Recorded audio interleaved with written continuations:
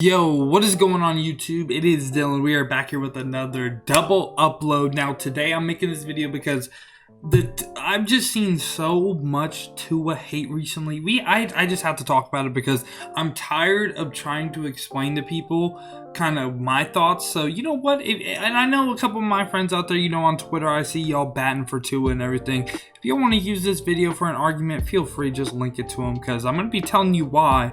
One, you can't call Tua a bust. Two, just like the hate just needs to stop, okay? That's pretty much like the main point in this. The hate needs to just relax. And I know that's not going to fit everyone's narrative. And there is a narrative around Tua right now that he has to be a bust. He has to suck. He has to do this. He has to be bad, right? He has to. The national media obviously doesn't want Tua to be good. You should see like half these stories that come out. Now, if you are new to the channel, feel free to leave a like on this video and also subscribe. I drop mostly Madden content on the channel, but here and there, talk about IRL sports and just my takes on the Dolphins or what's going on. Like recently, we dropped the mock draft and everything. And for the comment of the day, shout out to my guy Crispy Z right here. He gave me his top 5 QBs in Madden. His was very similar to mine, but I would go ahead. I'd put Lamar at number 4, and then I'd put Drew Brees at 5, and then that would be my top 5. Today's question to get a little shout out in the video going to be, who do you think is going to break out next year? Who is a surprise player in the NFL you think that is going to have an insane year? Comment it down below for a shout out in the next video. But like I said, the first thing, this guy right here, Smart James 1981. My guy right here. This right here should be the only thing I have to say. But wait, we're going to keep it going, okay? We're going to keep it going. But this right here is the main thing I want to talk about. Time to throw, measured by seconds, is average. Aggressive throw percentage, that's pretty much where like, are they throwing it, like, aggressive? You know what I mean? So, and then average separation of top 2 targets. Now, time to throw. We look at Mahomes, Wilson, Rodgers, Allen. 2.94 average, okay, for the whole league. Tua, 2.55. So we didn't have the most time to throw.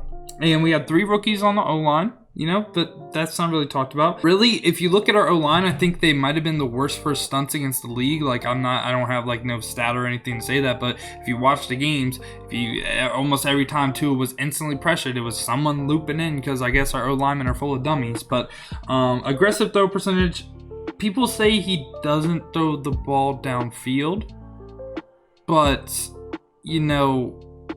I don't know. I don't know what to tell people that don't think he doesn't throw the ball downfield. And then lastly right here, this is the big one.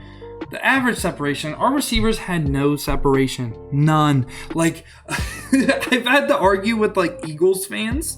And the thing I say to Eagles fans, because the thing was, I've been seeing Carson Wentz over Tua, whatever. Like last year, I think Tua played better than Wentz. And Wentz, I think he had a better skill position group than Tua had in Miami. Now, the main argument is, Devontae Parker and Gesicki are good. What the offense was, take care of the ball, hand it off to Myles Gaskin, and we had no run game. And I'm not even going to say Myles Gaskin was bad, but we had no run game.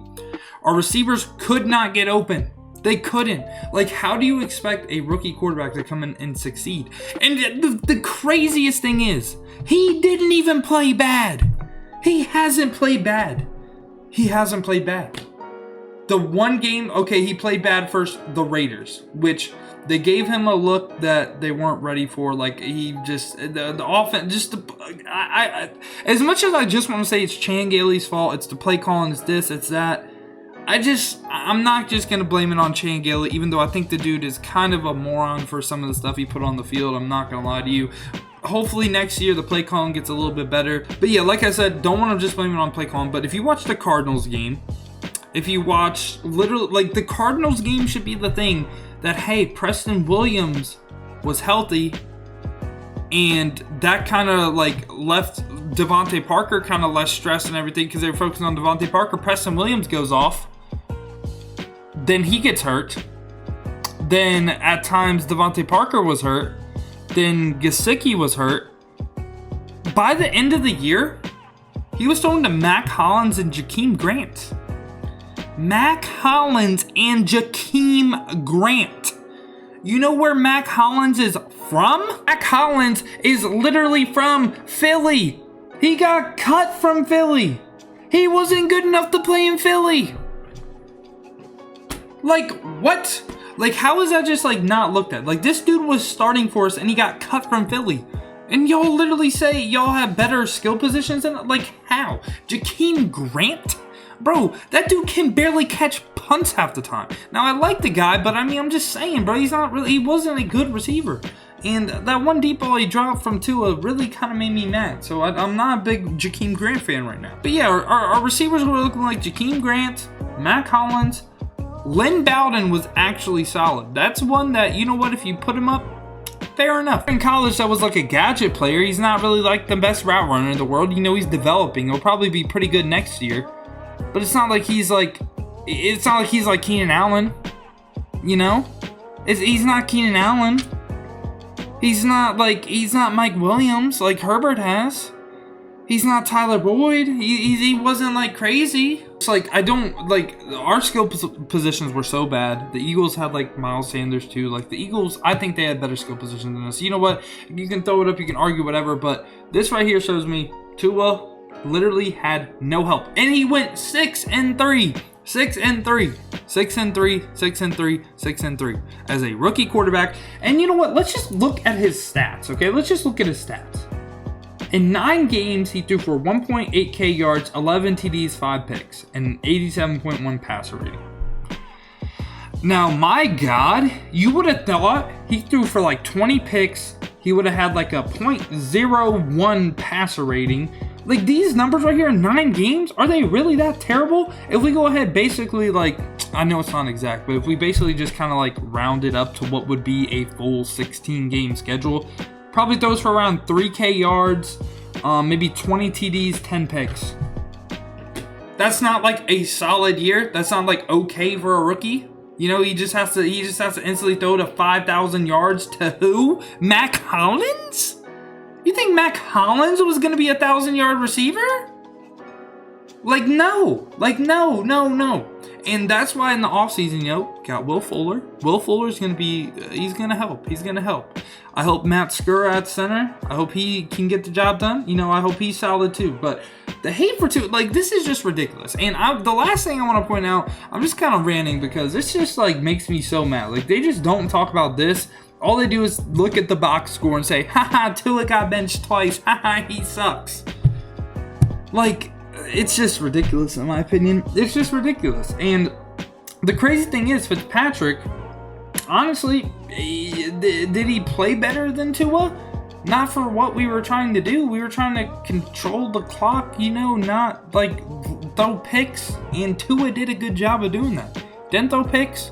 Really just kept let our defense pretty much win games. He was a game manager as a rookie. Is that so bad? He was a game manager as a rookie. The last thing I want to talk about is just this narrative, okay? I'm on Joy Taylor's Twitter. Pretty sure she's related to Jason Taylor. So she's a Dolphins fan, you know. She should watch the game. She should know what she's talking about. So pretty much the whole thing is, Jets moved on to Sam Darnold, you know. They're pretty much saying, oh, Sam Darnold, he just needed a new space, whatever, right? Keep in mind, Sam Darnold has been in the league for, 3 years now? Hasn't done anything. Hasn't looked good. Hasn't done anything for 3 years. 3 years. But because there's this narrative around Tua, hold on, we're gonna take a look at this, okay?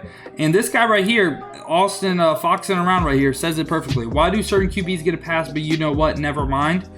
Let's see what she has to say about this. Tua has a great coach, great defense, weapons, and the support of the front office, and was benched twice. What is your point? Do I even have to explain the great coach narrative, right? The great coach narrative. Great head coach, sure. I like Brian Flores. He's a really good guy, really good coach. Offensive coordinator, every Dolphins fan will tell you, offensive coordinator, the dude was garbage, okay? The dude was garbage. Great defense, fair enough. Weapons? Who? Matt Collins? We're saying Matt Collins is a weapon? Maybe on special teams, but on offense? No way. Support of the front office, fair, and was benched twice. Well, you see, like, people just... So, Ryan Fitzpatrick is going to go ahead. He's going to start for the football team. And, you know, when Tua was benched, what did we need in the games? We needed a spark. And the Broncos game, he threw a pick on the last drive. and he didn't win us the game.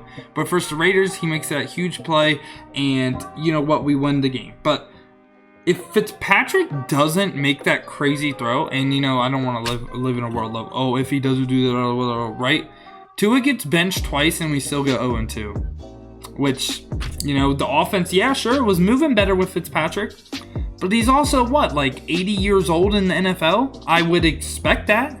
Like, the dude was a rookie. And he, like, I don't even want to talk about, like, I don't like it how people say, oh, no offseason. You know, no rookies had an offseason. You know, he is coming off of, like, career-threatening hip injury, whatever, rehabbing that. He gets his full offseason to focus on that.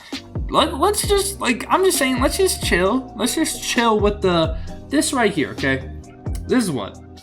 Why would the media not want him to get a fair shake? Literally makes no sense. I want Tua to win a Super Bowl. I don't think he looks capable of making the playoffs.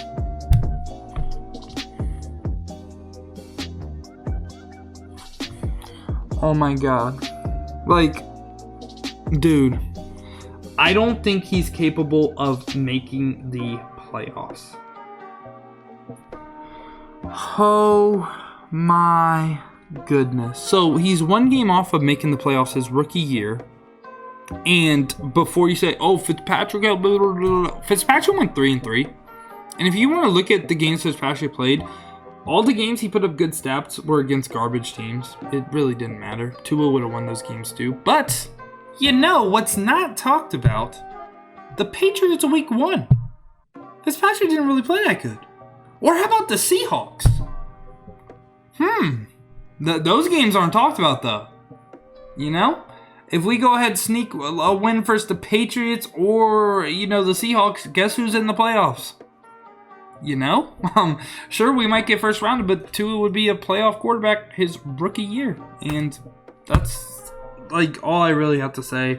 I just really think the Tua hate just has to stop. It's just ridiculous. The dude literally has played 9 games, and people are already going to say he's a bust when didn't even play bad. His stats aren't as bad as people say they are. And if you just do a little bit of research and actually just don't try to be a dumbass that says, you know, we had weapons and this, whatever, great coach, whatever, because it fits the national media narrative, you'd actually see that there was, like, fundamental problems with the offense, which is kind of why, like, everyone wanted a new offensive coordinator. We didn't have any weapons. Our run game sucked. Basically, we asked Tua to come into an offense where probably everyone on Alabama was probably objectively better. So he comes into the NFL in a worse situation than what he had at Alabama. And literally, I think, you know, just give this draft. We got Will Fuller, got a new center. Just give us this draft, give us some playmakers, and then let's see what Tua can do, okay? We got a rack receiver in Will Fuller. Let's go ahead. Let's get Jamar Chase, Kyle Pitts. And like I said, let's just see what we can do with an actually relatively good skill position and an O-line that's going to keep developing because, again, 3 rookies on the O-line, you know, like, let's give them a little chance too. And overall, just like, it just gotta stop. It just has to stop. Like, we get a run game next year, Tua stress levels are like down here. He's already been working on reading the defense, all that stuff. He's going to be fine. He's like, I think at his worst, this is what I project for Tua, okay? At his worst, he's around, what, I think 20-25 range QB, basically is what he was his rookie year, and he just manages the game, doesn't turn the ball over. Is that so bad to ask of a QB? Like, I mean, even if he isn't the top 5, whatever, that, you know, I think he could basically be like Drew Brees. That's what I think. I think that's like his peak, right? Peak Drew Brees, kind of like worst, his floor right now is kind of what he was his rookie year. Just a game manager that just throws the ball accurately, doesn't take the chances, doesn't really throw the picks. It's pretty much what he is at his worst, no? And you know what? I'm fine with that. I'm actually, like, okay with having a decent quarterback that could still be great. He's still a rookie, though. That's what I'm trying to say. I'm not trying to say, like, you know, I think he's only going to be, like, this or the good. Like, no, I think he's going to be, like, top 15, top 10. Just give him a little bit, bro. Just chill. Just chill with the Tua hate. It's been 9 games. And honestly, like I kind of said, there's just other things people just don't talk about. Like, even, like, his leadership skills, too. Just to end it off, like, the dude, like, everyone that's ever talked about Tua, like, that's played with him or been around him, always has, like, good things to say about him. So I think he's going to be perfectly fine. Just don't listen to the national media, bro. They're just trying to write the storylines. They're bored. They obviously don't got nothing better to talk about. So that's pretty much been my take on Tua. And I know I'm going to get a bunch of troll comments about how Tua sucks. So fuck you. But other than that, has been your boy Dill, and I'm out. Peace, y'all.